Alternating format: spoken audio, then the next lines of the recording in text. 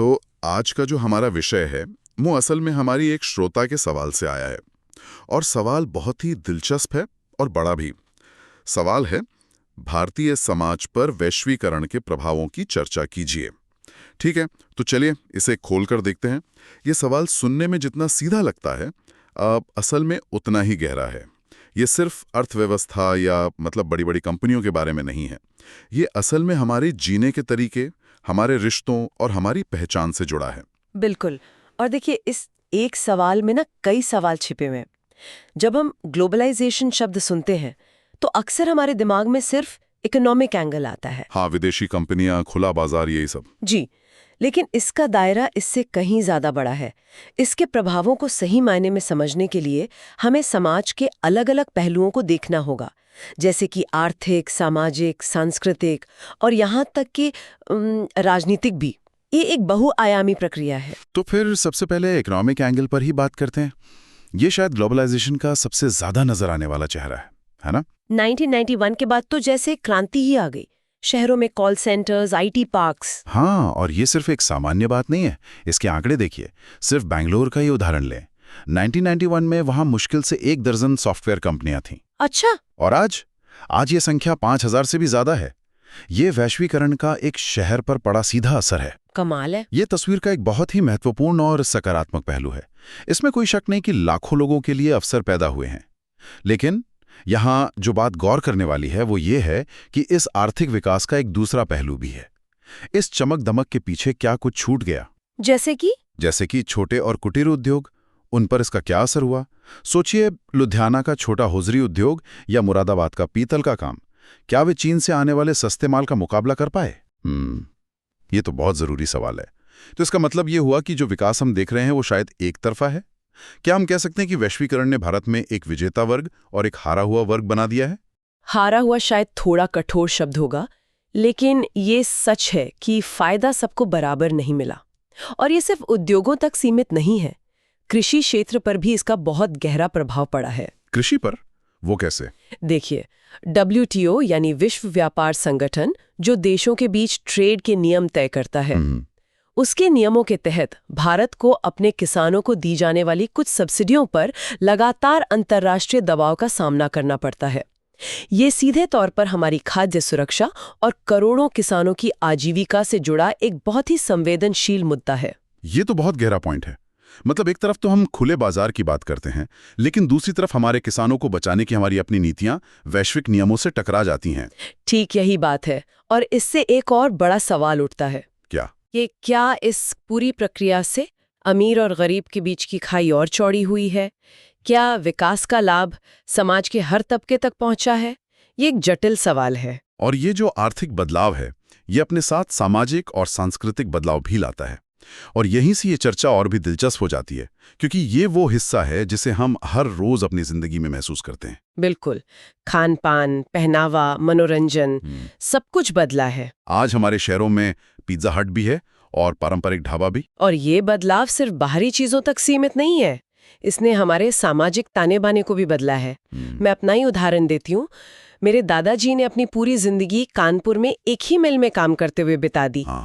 मेरे पिता नौकरी के लिए दिल्ली आए और मैं आज एक ऐसी कंपनी में काम करती हूँ जिसका हेड ऑफिस न्यूयॉर्क में है, टीम सिंगापुर में है और मैं खुद मुंबई से काम कर रही हूँ। वाह, मतलब एक ही परिवार की 3 पीढ़ियों में इतना बड़ा बदलाव। जी, ये वैश्वीकरण का ही असर है। इसने पारिवारिक संरचनाओं को बदल दिया है। बड़े संयुक्त परिवारों की जगह अब छोटे एकल परिवारों का चलन बढ़ा है। ये बात तो मैंने कभी इस तरह सोची ही नहीं थी।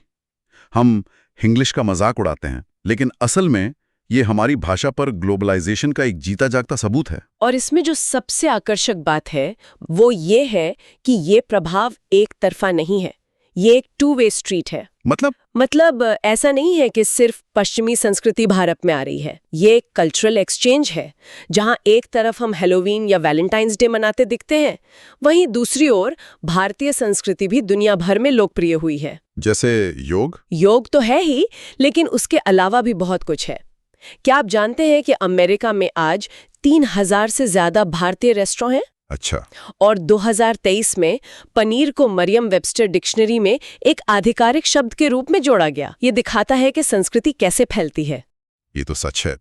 चिकन टिक्का मसाला को तो ब्रिटेन का राष्ट्रीय व्यंजन तक कहा जाता है। बिल्कुल, और इसी को ग्लोकलाइजेशन कहते हैं। ग्लोकलाइजेशन। हाँ, जहां वैश्विक विचार और उत्पाद मतलब ग्लोबल आइडियाज एंड प्रोडक्ट्स स्थानीय संस्कृति के साथ मिलकर एक नया रूप ले लेते हैं।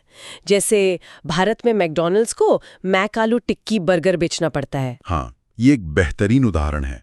लेकिन यहाँ एक सवाल मेरे मन में आता है, क्या ये ग्लोकलाइजेशन वाकई सांस्कृतिक सम्मान का प्रतीक है, या ये सिर्फ एक बड़ी कॉरपोरेशन की चालाक मार्केटिंग रणनीति है जो स्थानीय बाजार में घुसने के लिए हमारे स्वाद का इस्तेमाल कर रही है? ये एक शानदार सवाल है और इस पर बहुत बहस होती है।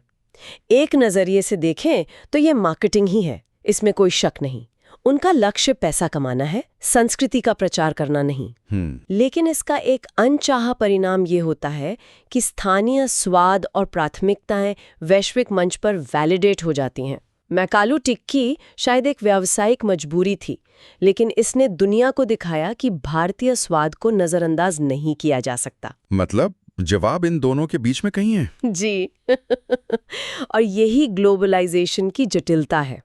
अच्छा, ये जो कल्चरल एक्सचेंज हो रहा है, ये सिर्फ लोगों के बीच नहीं होता होगा। जब आइडियाज और कल्चर बॉर्डर्स क्रॉस करते हैं तो गवर्नमेंट्स को भी एक दूसरे से डील करना पड़ता है, और यहीं से ग्लोबलाइजेशन का पॉलिटिकल एंगल शुरू होता है ना? सही कहा। वैश्वीकरण का मतलब है कि देश अब अकेले काम नहीं कर सकते हैं।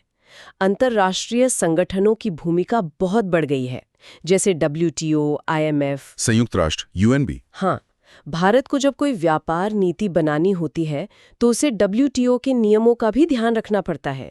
जब कोई पर्यावरण संबंधी कानून बनाना होता है तो उसे पेरिस समझौते जैसे अंतर्राष्ट्रीय करारों को भी देखना होता है। इसका मतलब ये हुआ कि एक देश की सरकार जो फैसले लेती है वो सिर्फ उसके अपनी सीमाओं तक ही सीमित नहीं रहते। हाँ, आतंकवाद, जलवायु परिवर्तन या हाल ही में आई महामारी, हाँ, ये ऐसी समस्याएं हैं जिनसे कोई भी देश अकेले नहीं निपट सकता।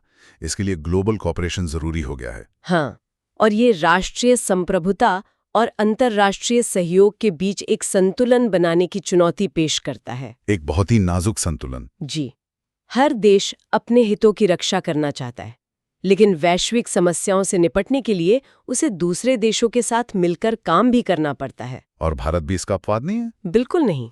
तो इन सब का क्या मतलब है? हमने आर्थिक, सामाजिक, सांस्कृतिक और राजनीतिक सभी पहलुओं पर बात की। अगर हम इन सबको एक साथ रख कर देखें तो एक बहुत मिलीजुली तस्वीर उभरती है।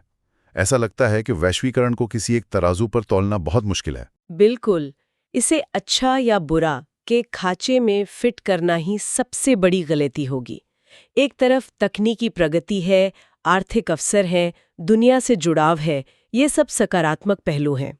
और दूसरी तरफ आर्थिक असमानता का बढ़ना, स्थानीय संस्कृति के लिए खतरा और छोटे व्यवसायों की चुनौतियां जैसे नकारात्मक पहलू भी हैं।